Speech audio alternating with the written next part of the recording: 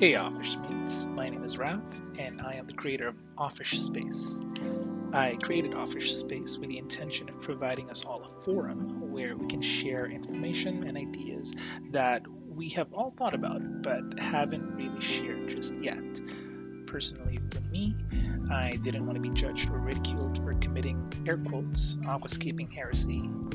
I've been in the hobby since I was 16 years old, and I have made a lot of aquascaping decisions that wouldn't fit the conventional mindset the hobby has for it now.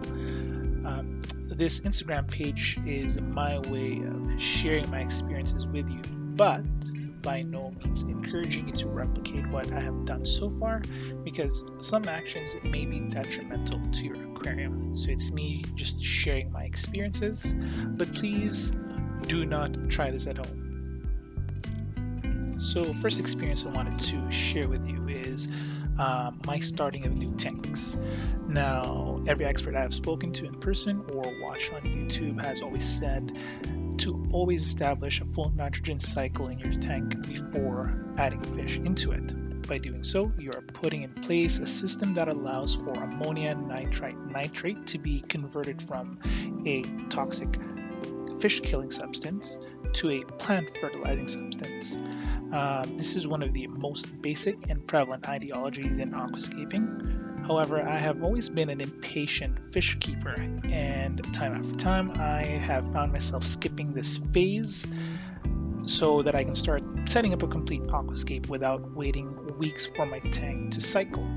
I know that for some people this sounds insane, but luckily enough I have never crashed a tank because of this decision. Okay, so the second experience I wanted to share with you all is my experience of never having used an aquarium heater. Most experts and pet store attendants always recommend a heater in your aquarium. As per their advice, this allows for consistent temperature regulation of the aquarium, which helps ensure a healthy community due to the lack of temperature fluctuations that cause fish stress, which ultimately lead to numerous types of fish diseases. While I will never contest this long-established fish keeping fact, I personally have found that I've never needed an aquarium heater. I've always used my ambient room temperature as my tank's temperature as well. I live in Manitoba, Canada. The winters here are mind-numbingly cold, and summers here are blisteringly hot. However, luckily enough, my fish have never developed any fish diseases from temperature variances in my living room when the seasons change. The only fish diseases I have encountered so far are from introducing them into my main tank without quarantining them first. Diseases like ick, velvet, and unfortunately, calamanus worms. Those are the ones that I've encountered so far. More recently, my fish developed fish constipation, as I didn't know that feeding them only protein-rich / low-fiber foods can cause constipation. Of course, in the event that my living room will, for the foreseeable future, become cooler or warmer, or if I can sense that the temperature may fluctuate due to any weather forecasts, then for sure I'll buy a heater to keep the room temperature consistent. But other than that, I don't see myself buying one in the foreseeable future. Okay, so water testing and water changes. This is an experience I wanted to share with you, and I think this is where most people will ultimately lose their composure with me over my fish keeping. In the 20 years that I've been in the hobby, I've only had my water tested once, and it was only because I was trying do-it-yourself liquid fertilizer that I made from terrestrial plant powder fertilizer. I only do a 50% or 75% water change once per quarter, basically when the season changes. And like the point that I made earlier, I simply closely monitor how the fish are behaving, if they look stressed or not stressed, how much algae is in the tank, and the general smell of the water. Again, as far-fetched as this all sounds, no major diseases have ever been noticed that is unrelated to new unquarantined fish. I think that this can be explained by the fact that I have a very deep and very established substrate layer where beneficial bacteria thrive. I also habitually overstock on plants. Okay, so the fifth experience I wanted to share with you was the unconventional water additives that I've used in my aquariums. Actually, this is a contender to the last point that I made when it comes to making people lose their composure with me. As I have posted on my Instagram account, I use unconventional water additives, whether it's to help fight algae growth or to fertilize my plants. So the first additive that I used was hydrogen peroxide. I always keep a sealed bottle of hydrogen peroxide on hand for algae control. Sometimes I get a little overly enthusiastic with my DIY liquid fertilizer dosing, and as a result of that, I have noticed 1 or 2 blackbeard algae patches on my landscape, which my Siamese algae eater normally keeps under control. In times when they can't, the blackbeard algae starts to spread, and I use a dose of 50 milliliters of hydrogen peroxide per 30 gallons. Using this concentration, I have experienced drastic reduction in BBA. A common side effect I encounter is that the fish seem to be more awake during times of the substance's chemical activity. Notice how I said side effect, not adverse effect.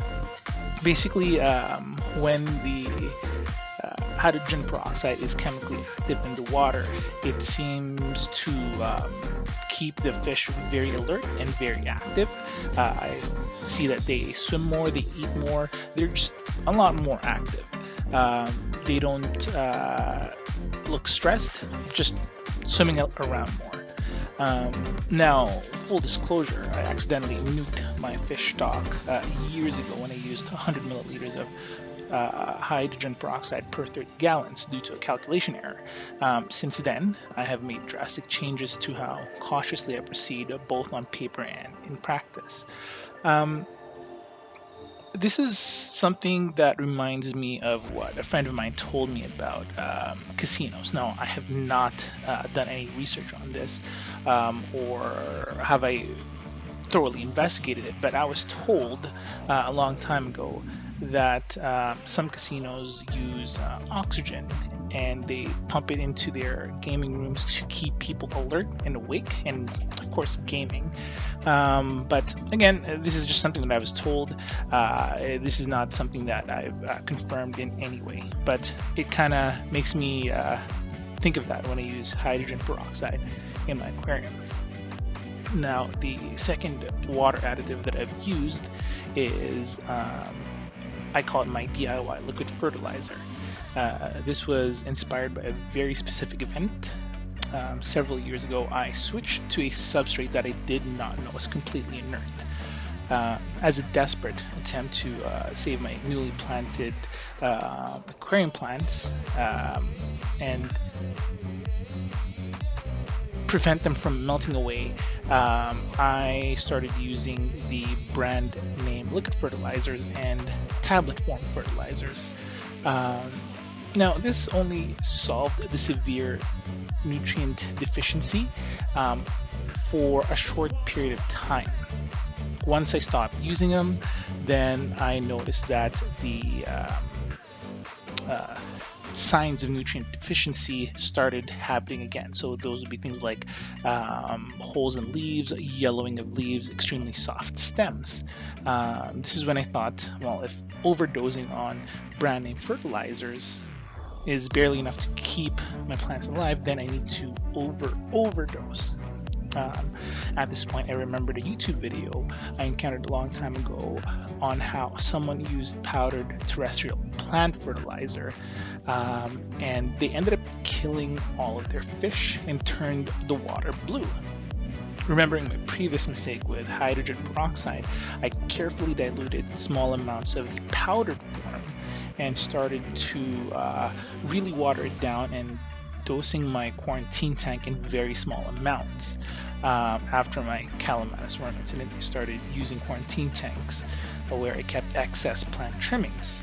At this point, I kept on increasing the dose until I reached a point where plant growth is increased without affecting the fish.